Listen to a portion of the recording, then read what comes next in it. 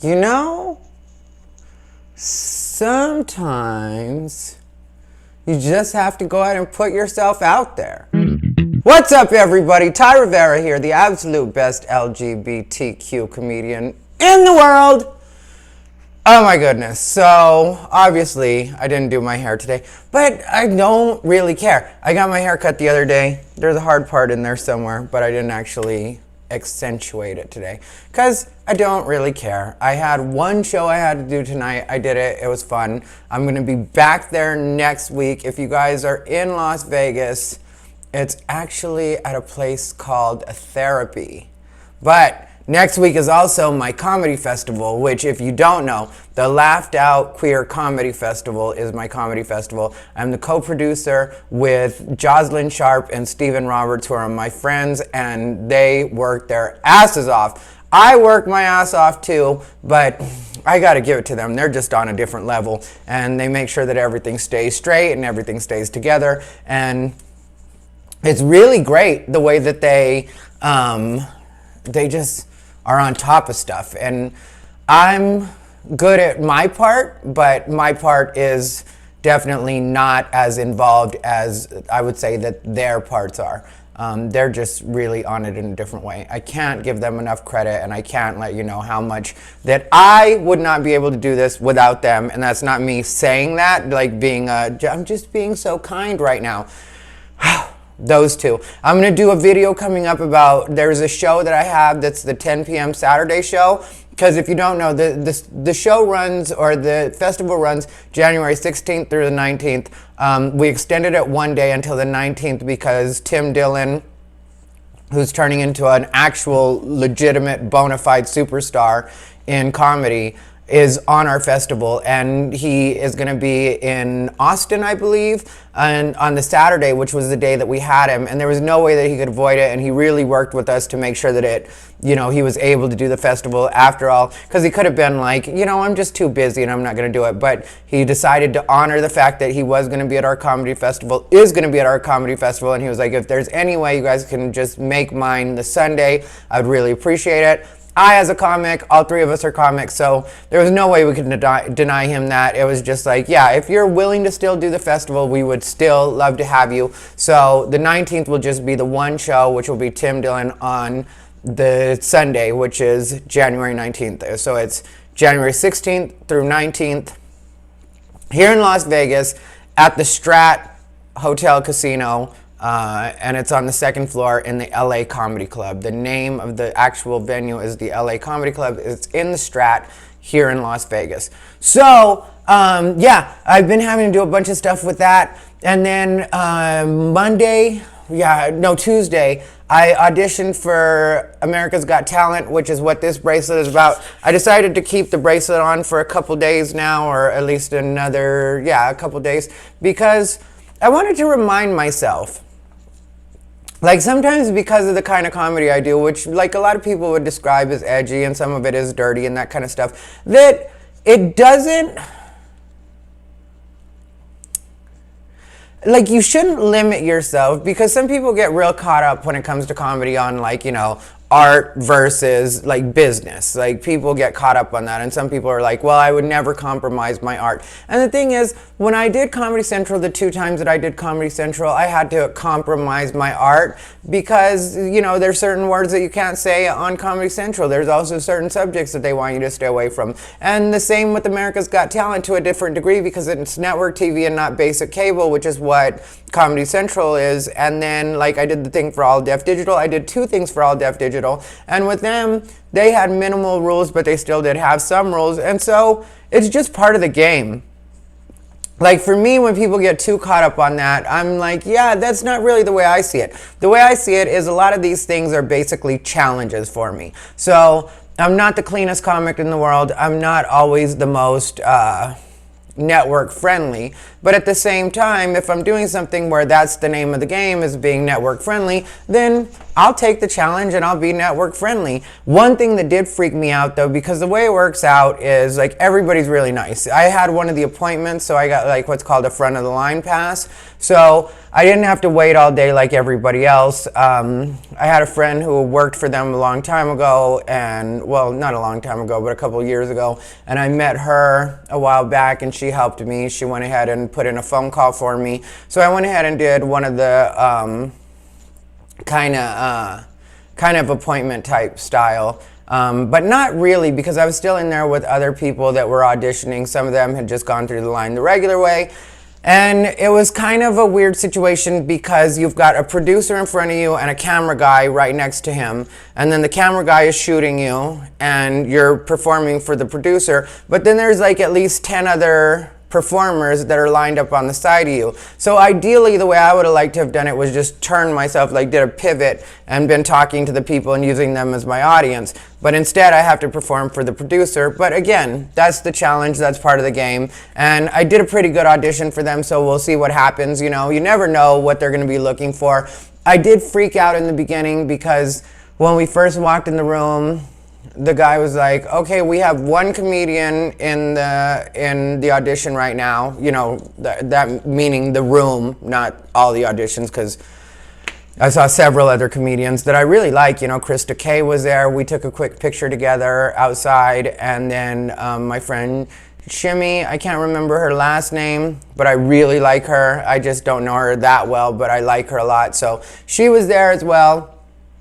We got to say a quick hello, and then there were a couple other comedians that I saw. I ended up seeing Joe Coy's cousin. I can't, no, that's not Mark. I can't remember his name, but he's a really nice guy. I hadn't seen him in several years, so originally I just saw the back of his sweater and it said Joe Coy, and then I was like, I walked up to him and I was like, well, did you tour with Joe Coy? And he was like, he's actually my cousin. And then all of a sudden we made eye contact and it was like, hey, I know you. So we exchanged phone numbers and stuff like that, and I'll end up hitting him up at some point. But yeah, so I had to do the audition. It went well. We'll see how it goes. You know, the part that I freaked out on was when I walked in, the producer was like, you know, there's one comedian in the room, and I knew he was talking about me. And he was like, is your act family friendly? And I kind of freaked out in my head because I'm not going to go there wasting anybody's time, especially when somebody makes an appointment for me. I'm not going to waste people's time. I'm not there to like break the rules or make some kind of point or anything like that. I'm trying to actually get booked on the show. Like, that's ideally what I want. I'm not there as a joke. I'm not there to waste my own time. Technically, if you want to know the way my day went, I was supposed to be there at 11. And I got out to my car, and it's about 10:40, but I'm right near the Rio, and that's where it was at the Rio. And all of a sudden, my battery's dead. I had left my dome light in my car on overnight, which the worst night for me to do that, but that's what I did. And so my battery was dead. So I had to hurry up and take an Uber, but CES is in town, which you don't know. If you don't know, that's a Consumer Electronics Show, which is one of the biggest conventions that we have here in Las Vegas every year. And that convention, 180,000 people are supposed to be here over the next week for that convention alone. So it's completely jam-packed outside. They're selling the parking at my apartment building because I'm right near there. And, you know, there's cars on the street, and it was just like a nightmare. So I was like, okay, I should walk to the 7-Eleven up the street. I walked to the 7-Eleven up the street. I called an Uber. I got in the Uber, and luckily the Uber got me there really fast. He got tipped, and he got 5 stars. And then, and so that's the way I had to get there. And when the producer asked if I was family friendly, it just freaked me out, because what a lot of people don't understand is when it comes to gay, we've made such strides over the last several years that when I first started doing comedy, and for a long time while I was doing comedy, up until just recently, you weren't considered family friendly no matter what you did if you were gay, because gay was not considered family friendly. Gay was considered controversial, and it didn't matter how clean you were being. If you were going to talk about the fact that you were gay on any level, that was going to like make you so you weren't family friendly. So, I mean, like, I was, like, freaking out because I was like, I just told this man I was family friendly, and I don't know if I'm considered family friendly. And there was a little girl in the room, you know, like, little girl, she had an amazing voice. I was surprised at the voice that came out of her because, you know, like, when she was talking regular, because I heard her and her mom talking, she was a little bit, like, and I don't mean this to be insulting, she was a little girl, and she was a little bit like baby talk, you know, she had like a baby voice. And then when she sang, I can't remember the song that she sang, it was something on the radio, that was something you definitely have heard, and she just really had a great and a strong voice. So I wouldn't be surprised if she ends up making it on the show just because she was cute, she was little, and she, like I said, did have a really good voice. But I was thinking, like, am I going to be considered family friendly? Am I breaking the rules right now by telling them that I'm family friendly when I'm going to mention that I'm gay in my act? And like I said, I'm not going to be graphic, and I'm not talking about dating or anything like that, but just for a long time that disqualified you for everything, from everything. Which is a part of how we ended up at where I am now. You know, there was a point in my career where I was just like, well, if I'm not going to be considered family friendly no matter what I do, I might as well do whatever I want. And so, you know, that led to me really being myself, to tell you the truth, because I am pretty dirty.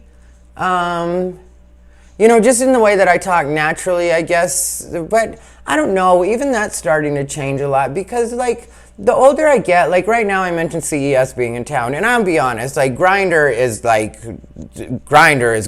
I mean, like, there's a lot of guys in town right now, and there was a lot of guys in town like a couple weeks ago for rodeo, and boy, did rodeo turn out to be fun. But there was just like, you know, there's been like an influx of people on Grindr, but I've been so busy with my festival that I really haven't had time to be on Grindr like that. And like, you know, am I going to lie to you and say I completely have not hooked up? No, I'm not going to lie to you like that because one, you ain't my man. What are you going to do about it if I have been on Grindr? And two, it's just what it's been, you know, but I haven't been like on Grindr like crazy, and I haven't been, you know, like out there ridiculously or anything. I've been slowing down a lot, and that's not to do anything with the situation that I had with the guy that I call the pretty boy. You know, there's nothing going on there. Like, he's texted me a few times, which I kind of have mixed feelings about because, like, our agreement was we're just going to leave each other alone. And then he's been texting me, and at first I completely didn't respond. And then I responded, but it's just kind of like, you know, for some reason, and I don't mean this in a bad way, maybe it's because of his age or whatever like that, but it's almost like he's trying to play some sort of game with me, but I'm not responding in the way that I'm sure he wants me to if that's what he's doing, because I'm just not about that, you know? I'm not trying to play games with anybody. I'm too old for it. And when I say that, I'm not, like, people have such a hang up about age where they're like, you know, oh, well, you think you're old, or like, you know, if people think I'm old, I don't care what anybody thinks as far as age goes. Like, you know, I'm aging, that's what it is. I'm getting older, and like that's changing the way that I see things, even like as far as, like I said, not hooking up as much on Grindr and stuff like that. And it's just because that's not really where my mind's at right now. And you know, like, while I was into him and completely into him while we were hanging out, like, something in the way that my brain works now, it's just where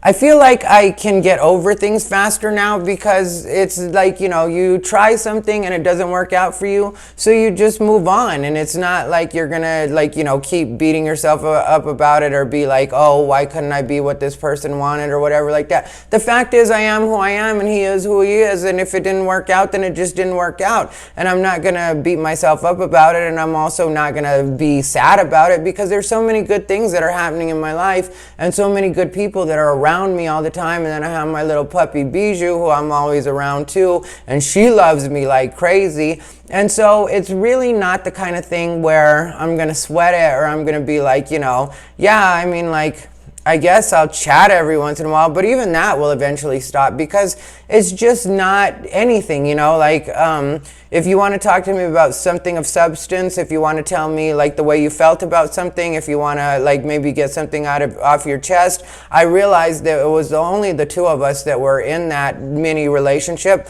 So I mean, like, you know, I can understand that, and I don't mind if you have something you want to say, but like as far as like hitting me up just to see where I'm at and what I'm doing and that kind of stuff. It's like, why? Why do you care? Like, we decided we weren't going to do that. I'm not hitting you up asking you where you are and what you're doing and who you're with. All of that is your business and not mine. So, and like, then some people would say, well, maybe he's trying to get back together with you, or maybe like he doesn't know how to start the conversation, but he would like to talk to you. And I'm like, okay, well then get your thoughts together and talk to me, because if that's what you're trying to do,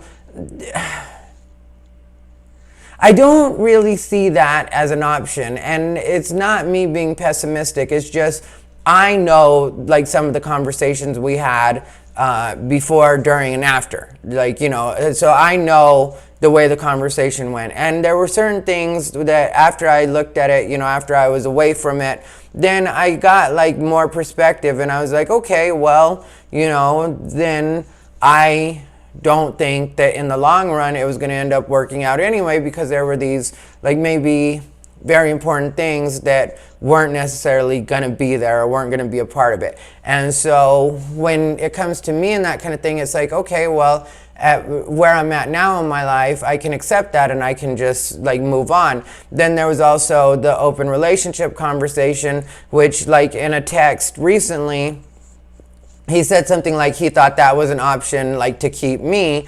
But it's like, if I never mentioned an open relationship and I made it clear that that wasn't what I wanted, like when like, you know, because when we talked about that originally, he said that he didn't like the idea of an open relationship because he was too jealous for it. And I was like, cool, I don't want an open relationship with you either. Like I said, I might be open to that with somebody, but with him in particular, that's not the way I was thinking, that's not the way I saw it, and that's not the way I wanted to see it. So when he suggested that, that was so out of left field for me that it's like, it's not what I want, it's not what I'm gonna do, and so that's not gonna work for me. But now he says that he said that as like, you know, a way of keeping me, and I don't get it. And to me, like, any kind of game will just push me away, because as much as anybody would try to say anything about, like, you know, my conduct, or, you know, like maybe the fact that I was messing around quite a bit before I hooked up with him, right up until I hooked up with him, to be honest, because I talked about it on one of the episodes that I did of this, where I was like, you know, the week leading up to me meeting him, because I met him on a Monday, that weekend was just a crazy weekend, you know. I met a few people. It was right around Christmas, and, you know, I had fun, but, you know, it was just fun, and I kept it the way it was, and I don't keep in contact with those people. They might be favorites on my Grindr, but that's my business. But it's not like I'm actively talking to them or anything like that. And so, yeah, so I don't really understand what he's trying to do right now, but any kind of game will make me just even more sure that it's not meant for me, because I'm at a point in my life where I don't want to play games with anybody, and I don't play games even within like my relationships or like my situations with people. Like when I was with him, for example, and granted it was like 15 days of being with somebody, but the way I work is, if you call me, I will answer the phone on the first ring, or if it's right next to me, or, you know, as soon as I can get to the phone. I'm not going to play a game with you where some people would be like, you know, well, you should actually make people chase you a little bit. You should make them pursue you. It's like, no, I'm sitting right here. My phone's right there. If you call me and I want to say hi to you, or you want to say hi to me, then I'm going to pick up my phone and I'm going to answer it and I'm going to talk to you. That's the way I work. If you fly out to see me, I'm going to go to the airport and pick you up. I'm not going to pull a thing where like it's, oh, I'm too good to go pick you up at the airport, or I'm too busy or whatever. No, you flew out to see me. I want to see you. I'm going to the airport. I'm going to pick you up. That's the way it works. And I am just a full-grown man. That's what I am. So when it comes to me and relationships and feelings, I'm not trying to hold back on any of that. I'm not trying to be that guy that's like, guarded about anything, or trying to be cool or any of that stuff. That's why, like I told you guys on the last episode, when it came to things like money and which I had a friend bring up a very good point to me, because sometimes when you think about things like that, say when I talked about him and him wanting to travel and that kind of stuff, and me not being in a position to do that right now and that kind of stuff. I was talking to a friend about it, and it was sometimes people would say like a person like him, the guy that I was seeing, the pretty boy, was like selfish, because, I have these things that I'm trying to do, and then he wants to do what he's trying to do, and he would rather travel and stuff like that than stay home with me, or whatever however you would phrase that, you know what I mean? Some people could say he was selfish for that. But then I was talking to a friend of mine, and my friend was like, so you can't afford to go on a cruise and you can't afford to travel? And it's like, actually I could afford to go on a cruise and I could afford to travel, but I would rather work on my career and put that money into things that I need for my actual career. Because my eventual goal is to make money off of everything that I do. I got my first check. Well, they don't do a check, they do a direct deposit from YouTube, which wasn't huge, but I made my first money from YouTube, which is a big thing for me. Because with YouTube, you need to get 200,000 hours, I believe it was, of watch time first, or 200,000 minutes, or I can't remember, but it was some ridiculous amount. And so you have to get that before you're even eligible to make money. So I had to make that happen. I went ahead and made that happen, and I did that in a really cool way that one day I'll end up talking about, but I definitely did get my watch time minutes, and it wasn't scammy or whatever like that, or buying people watching or nothing like that. It was legit. I did what I was supposed to do, and I made that happen, and I was quite proud of myself because, the thought of that amount of time, people watching is daunting, but I was just okay, let's use a little bit of strategy, because if you know anything about me, I love strategy. So I made this happen. And so then it's okay, now you need to be able to make this amount or get this amount of people to watch you to even get your first bit of money from YouTube. So then I made that happen. So I ended up making that happen, and my eventual goal is to make money off of everything. I want to be able to make money off my Facebook. I want to be able to make money off my Instagram. My album, which I released in 2012, which I'm in talks to do another album, but I haven't decided if I want to self-produce or if I want to go with the record label, and that's something I'll end up talking about at some point, I'm sure. But my album, which I made in 2012, still makes me money. People still buy my album, even just off the iTunes. Technically, the plays on radio, XM, because I was on XM for a long time, am on XM, but the longer your album's out, the less it plays, so those checks get smaller and smaller. But my money off of the iTunes sales has actually stayed pretty steady and decent. So, I'm continuing to make money off of that.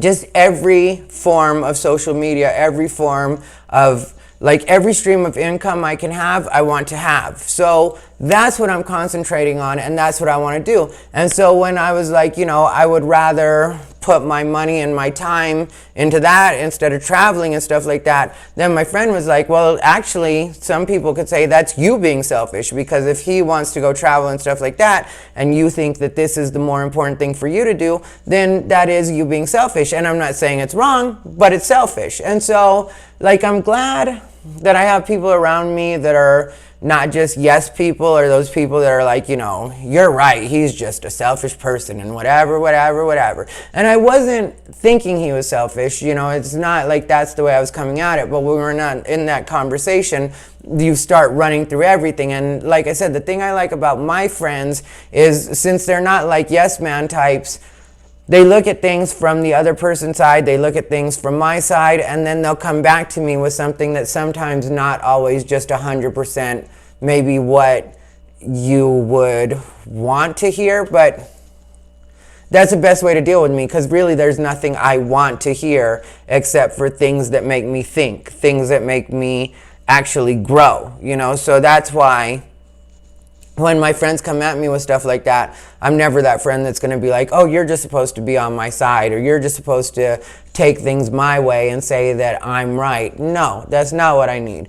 What I need is people that help me think and people that help me grow as a person. So when I looked at it that way, I was like, yeah, I guess that is kind of the shoe on the other foot, and me being somewhat, selfish, which isn't a bad thing, like I said, I'm getting older and I don't have a problem with that. I have a birthday coming up in a couple of weeks, and I'm very happy about that, because right now I'm at a happy place in my life where it's like, I talked about liking my apartment. I like my apartment. I like where I live. I like the area I live in. I like that this Bijou feels very at home here. Like, this is more Bijou's house than, I wouldn't say any other place, because there was one other place that was equal to that, and that was our apartment in LA. Bijou loved our apartment in LA, but that was our first apartment that we moved in together, me and Bijou, and that was when she was a little puppy when we got in that place. Like, she was little puppy when we, excuse me,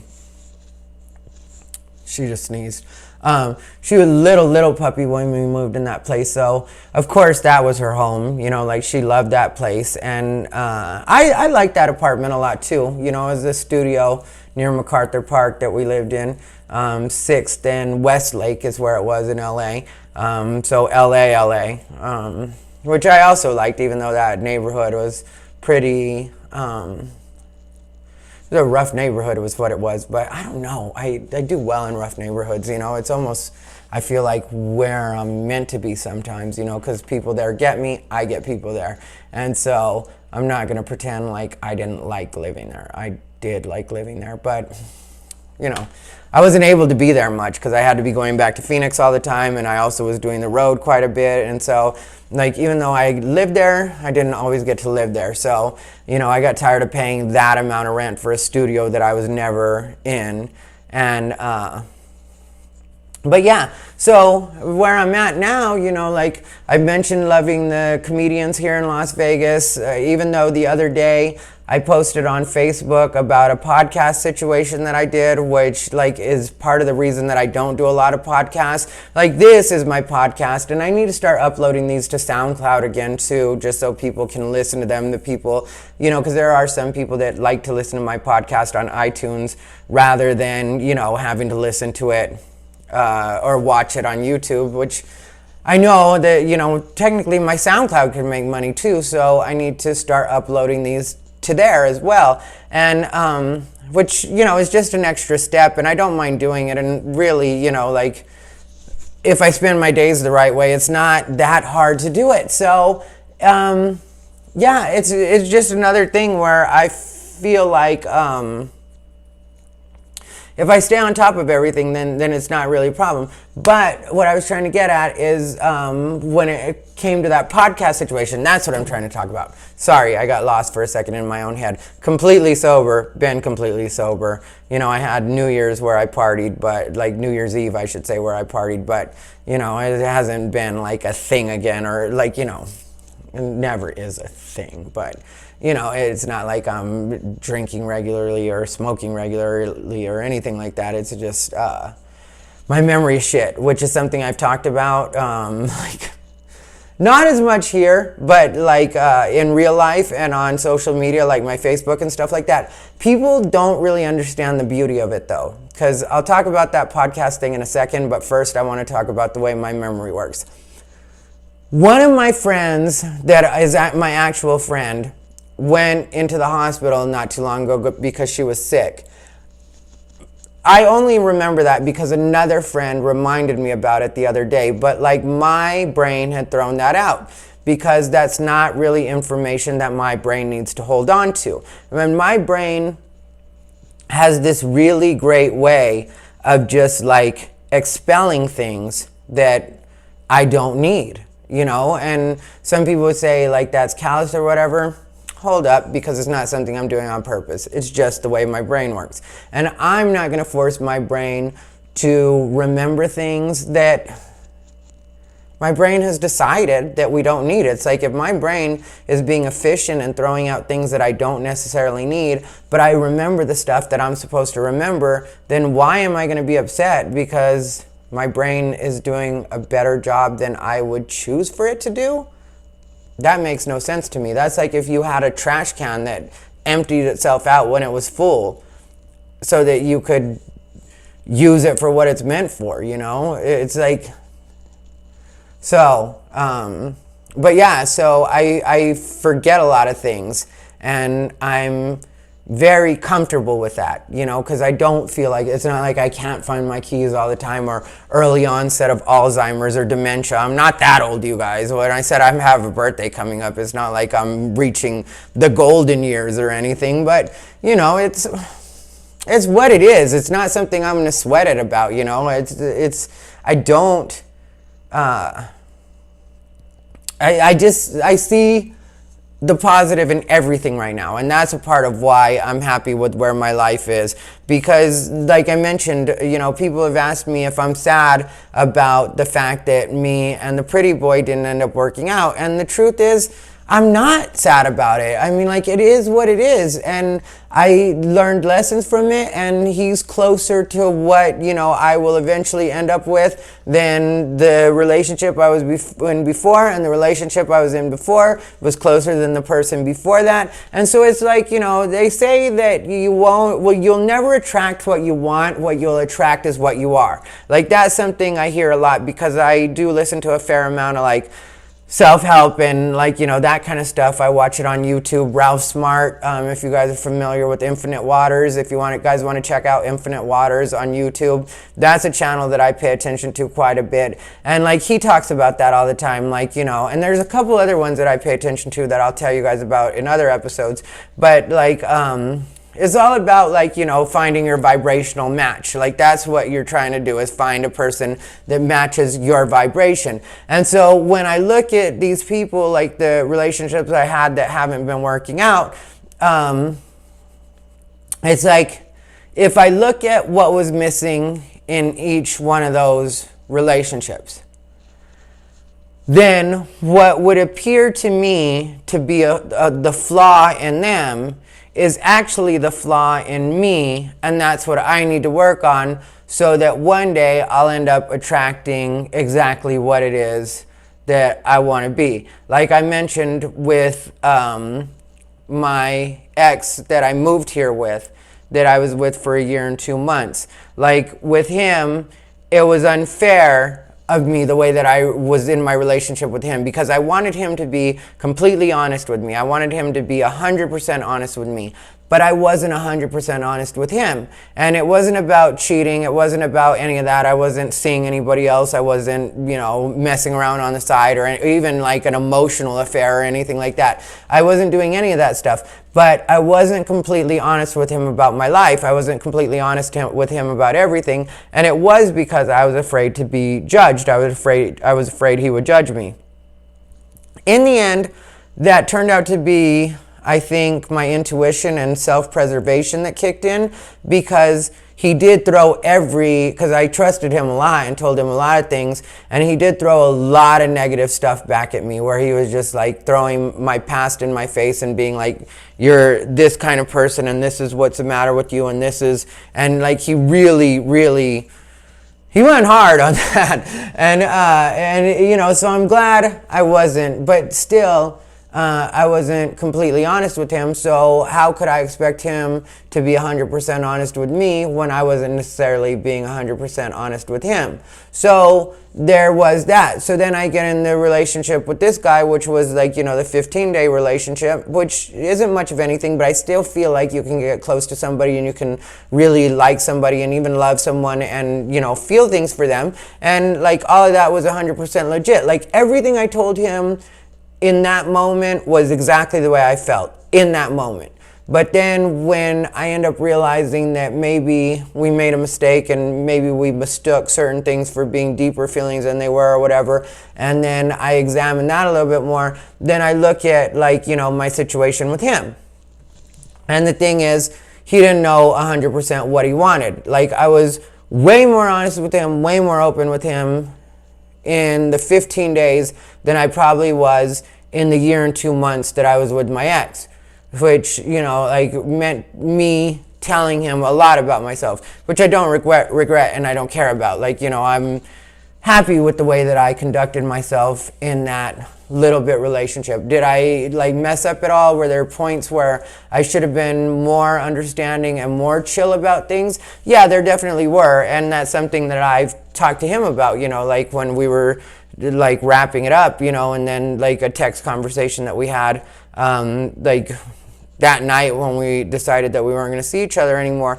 But since then, I haven't continued to talk to him like that. When he hits me up, I keep it more superficial. I just let him know, like, we're not doing each other any good right now. Because, like, because I'm not going to say anything toxic to him or anything like that. Because, one, that's not where I am, and that's not where I am. And two, I'm not, like, we're not working on anything. We're not trying to figure anything out, and I'm not frustrated with him or the situation. Like, to me, it's just kind of puzzling because it's like, well, I don't really know what it is you think I'm supposed to talk to you about or what it is you think that I'm supposed to say, because like as far as any kind of game of like me pursuing you or me being interested in that way and being like, oh, now I have to like, make you want to talk to me or make you want to date me again. Like that's not where I'm at all. Like I put my cards on the table while we were seeing each other and I let him know, like, when he left on New Year's Eve, I was very clear with him about the fact that I didn't want him to leave or I didn't want him to be gone, because he left without me even knowing he was leaving. He left when I was at physical therapy. I came home to his stuff being gone. And so it's like, for me, like I let him know after that, like, I'm here, I'm not going anywhere. I prefer that you come back. He chose not to come back. And it's not like I got bitter about that because then he was gone New Year's Eve. And I had such a great New Year's Eve, even though I got drunker than I should have, which led to people thinking I was a lot more like broken up about my situation with that guy, because I guess on the last one I seemed like tired and spent and it was because I had a hangover, you guys. It wasn't because I was like so broken up, nothing against him or anything like that, but I was just so hungover that day. So I was like, my brain was working overtime and I was trying to process that. But then because of the way everything works for me and the way that I've been so busy with everything, it was like after me and him had not been together for 24 hours, which was like, say January 2nd, that's when because, we went out to dinner on the 1st and then I recorded that video as soon as I got home from dinner. And so January 2nd, when I had been away from him for 24 hours, like in my brain, that felt like I had been away from him for a week now. So like I'm already a week in my mind into the breakup or, like a week past the breakup or us not talking anymore. Because for some reason, things are going at an accelerated rate in my brain right now where it's like, it's like this happens and then bam, we're here now. And then this happens and then bam, we're here right now. And that's what keeps happening. Like, so it's like a day feels like a week and like a week feels like 2 weeks. And, like, it's weird the way that's happening. But again, I'm not sweating it. I don't have a problem with it, because for me, it feels like things are coming together the way that they're supposed to, where it's like I become more comfortable with myself. I become more comfortable with like my living situation. I become more clear about what I want out of friends, what I want out of business, what I want out of a relationship. And that's another thing that when I say that, like, the flaw in the other person is the flaw in you.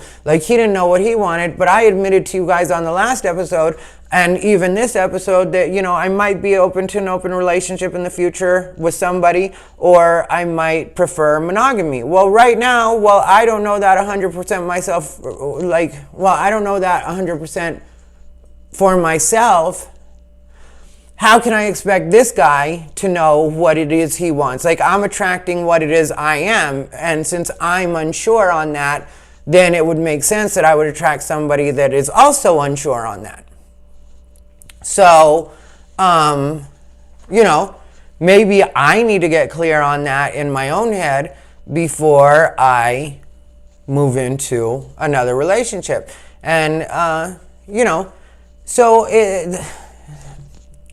it's like that. Like, what I'm saying is, like, you attract what it is you are and not what it is you want. Like, you can say, like, I want this person that only wants me and whatever else. But if you don't only want one person, then why are you trying to attract, or why would you attract somebody that's only into one person? Like, that would make no sense that the universe would even give that to you, because it's not what you're putting out there, and you're not definite about what you want. Like, when it comes to my career, things are happening more the way I want them to, but it's also because after 16 years of doing this and seeing what I don't want, I also have become more clear on what it is I do want. And the main thing is to concentrate on what you do want and not what you don't want, because whatever you concentrate on grows. So if you concentrate on what you don't want, you're going to get a lot of what you don't want, because subconsciously that's what you're putting out there. Or at least that's the way I've come to see it over time. So, I concentrate on what it is I do want, which brings us back to the podcast situation. Like, I rarely do other people's podcasts because podcasts don't pay. And, like, that's one thing after doing this for so long is, like, I want pretty much everything I do to make money.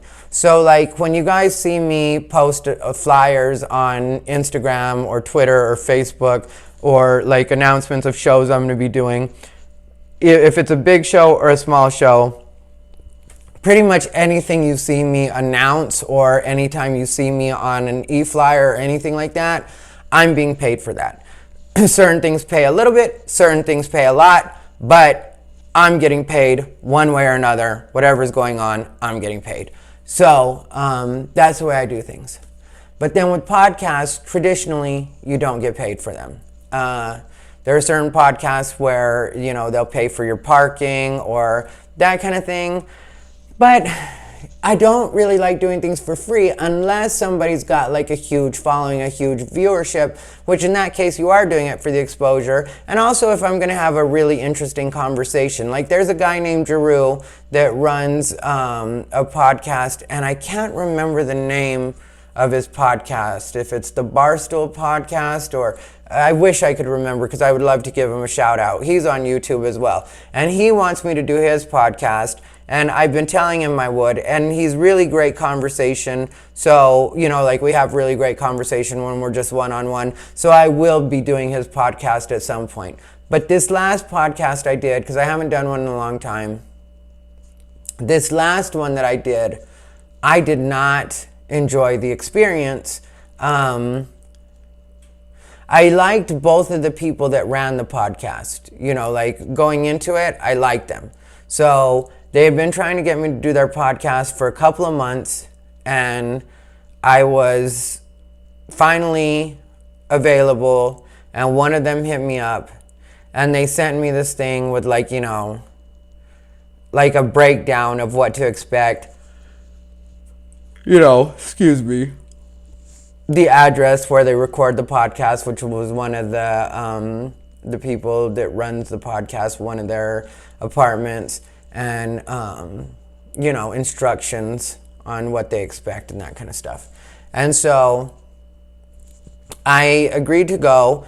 It was 20 minutes from my place, which, you know, 20 minutes for me to drive on my day off when I wasn't really supposed to be doing anything that day. But I like them, so I'm going to do their podcast. So I get to the address that I'm supposed to be at, or the area that I'm supposed to be at, and there is a gate around the place. They live in a gated community. Nothing was mentioned about this in the instructions, even though in the instructions it told me to wear clean socks because their place, they like you to take off your shoes to be in their place, which I'm not really big on that in the first place, because usually my socks are going to be cleaner than your carpet. I'm a clean person. I do laundry all the time. I'm Mexican. So, like, when it comes to that, it's like, you know, I agreed to do it, but at the same time, I'm not the biggest on, like, you know, the don't wear your shoes in my house kind of place. I feel like if your carpet and your floors are so sacred, I don't even want to be at your place, to tell you the truth. Like, that all sounds like a lot of work to me. But, you know, like, my place, people can choose to take their shoes off if they want to, because some people do live that way. But, you know, it's not a requirement on any level from my end. Like, you know, do what you want, you know, like. Anyway, but I'm saying that aside, because I didn't see that as, like, a big slight or a big deal, anything. It just was, like, a quick, you know, like, in my head, like, oh, we're going to take our shoes off. Cool. But, like, if you can include something like that, then you should know to also include, like, what your gate code is, or what numbers I have to punch so that it rings you, or what your last name is on the call box, or something like that. I shouldn't have to call you or text you or whatever, but it's still a small thing. So I get to the first one, you know, this gate, and there's no call box on the gate. So it's like, because in my thinking, I was like, okay, I'll call them once I get to the gate, and then they can give me the instructions right there, and I can punch the code in, or I can dial them, or whatever they need me to do. It can be handled right there. And so there's no call box on that gate. Keep in mind, I just drove 20 minutes to get there, took a shower, sprayed cologne, did the whole thing to get there. So I get there, there's no call box. So then I have to pull out, then I have to go to another entrance, and then at that entrance, there was a call box, I believe, but then there was a car that pulled up behind me that had the clicker and just opened up the gate, and so I was able to get through. So then I get through. The post said, or the email that they sent me said that they start recording at 7, and for me to be there by 6:45. Now, I'm on schedule to get there at 6:50. I'm the kind of person that I usually get places late because I don't like to do a lot of waiting around. Especially if you're not paying me, I really don't want to wait around. I don't want to just be sitting around doing nothing unpaid. I can be at home working on stuff that's actually important to me. Your life and nothing about it is more important than my life and what it is I'm trying to accomplish. But still trying to be cool, still trying to be a team player. So I do like I'm supposed to do, and I get there 6:50. I ring the doorbell, and a voice comes over an intercom that's, like, you know, next to the doorbell. And the voice is one of the producers, and they're like, yeah, just go ahead and come in, take your shoes off, show yourself up to the room in the back. And, like, I felt like nobody's greeting me, which I don't feel like I'm royalty. Like, that kind of somebody needs to greet me. You don't have to shoot out streamers or anything. But I know a lot of ghetto people. I'm going to be honest about that. And I know a lot of people where they don't want you just springing up in their house, or somebody in their house might be a little, like, sketchy about, like, people just springing up in their house. And you can judge me for knowing those kinds of people, but those are the kind of people I know. So I don't feel comfortable just walking in your house like that, even if you just authorized it. I don't know what's going on, and I don't know them like that. Like I said, I was friendly with them and I liked them, but I don't know them like that. So I'm already uncomfortable having to let myself in your house, having to open up somebody else's door that is not my door and is not a place that I pay rent. So I'm uncomfortable with that idea. And so then I get in, I do like they say, I get in, I take my shoes off, I walk upstairs, I walk to the room where they're recording the podcast, and it's like 6:50, like I said. I was instructed to be there by 6:45. We start at 7 sharp. That's what the email said. We start right at 7.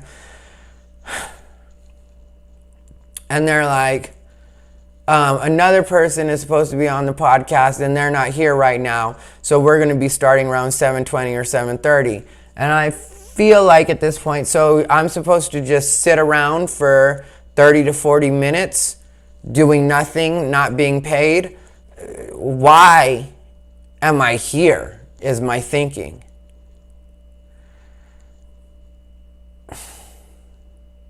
And so at that point, I'll admit, like I was withdrawn, and I didn't really want to talk, and I wasn't enjoying what was going on, and I was trying to, like, in my head be like, don't be unprofessional, don't just get up and leave.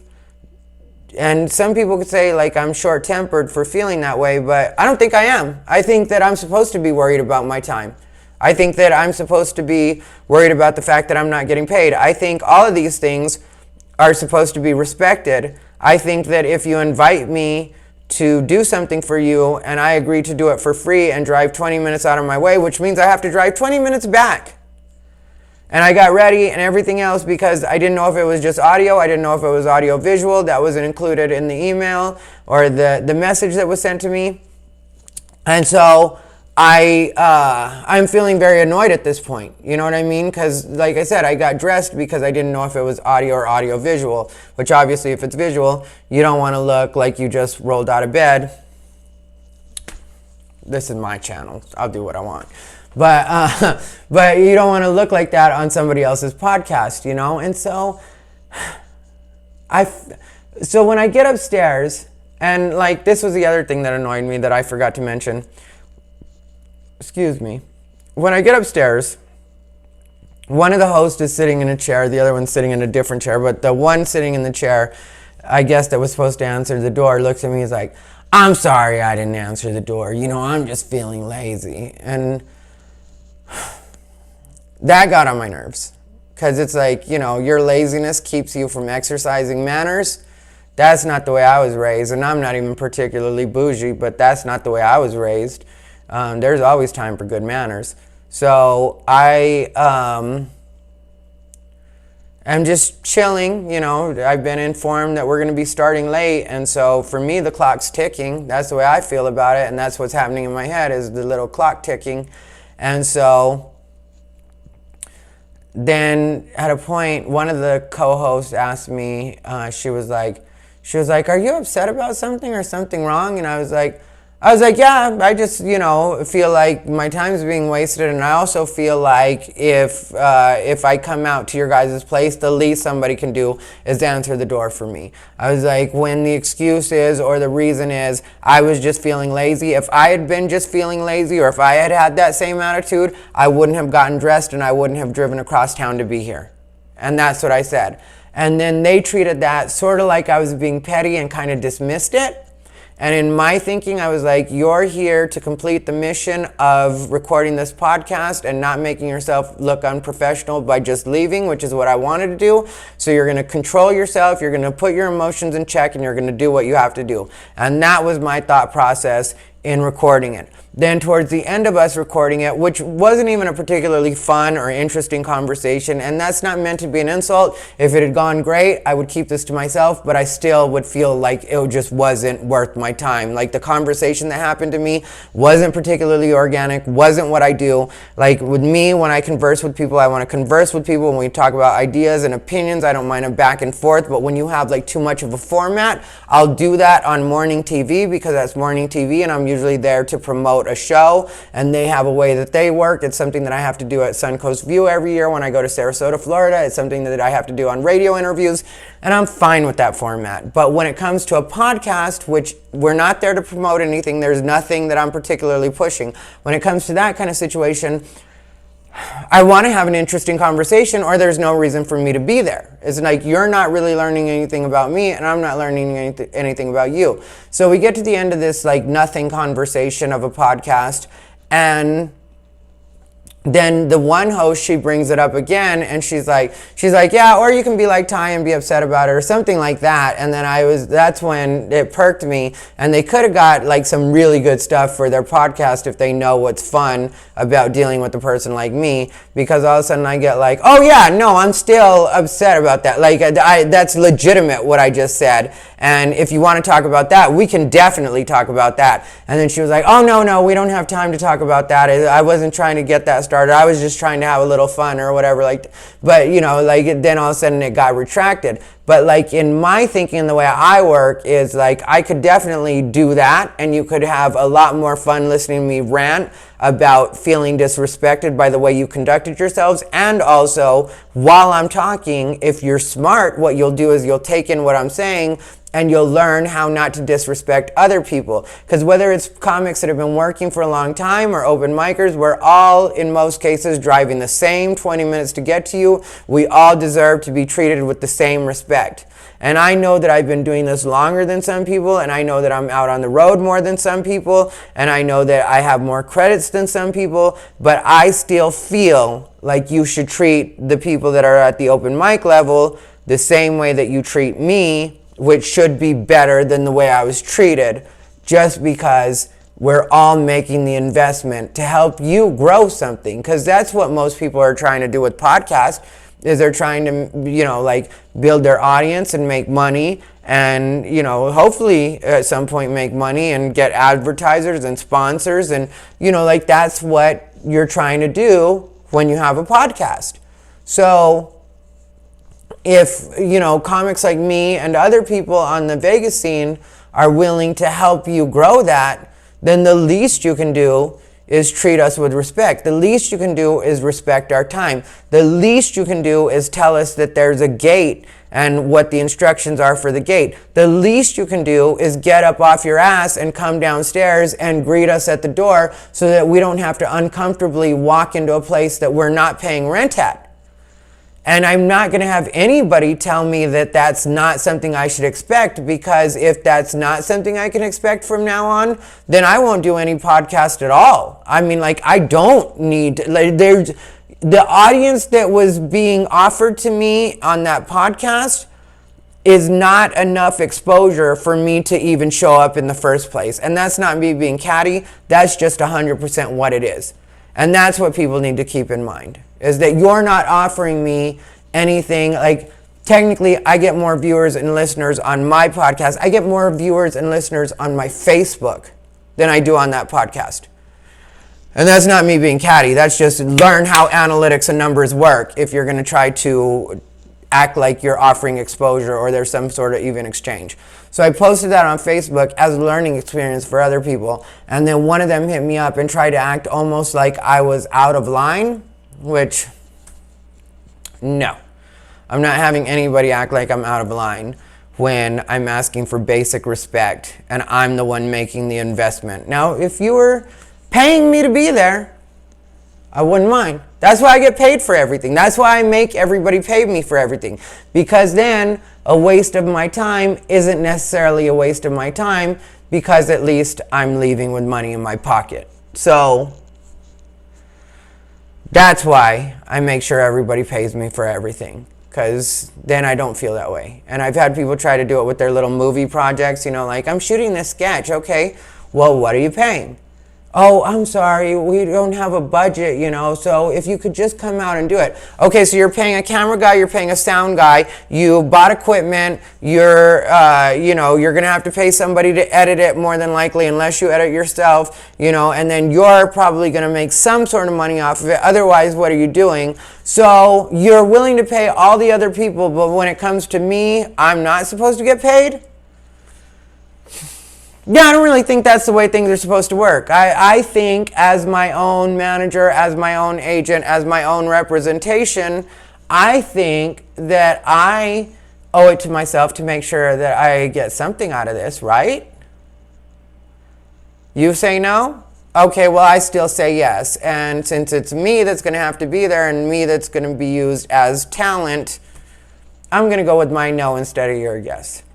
So how about we all sink our teeth into that? Anyway,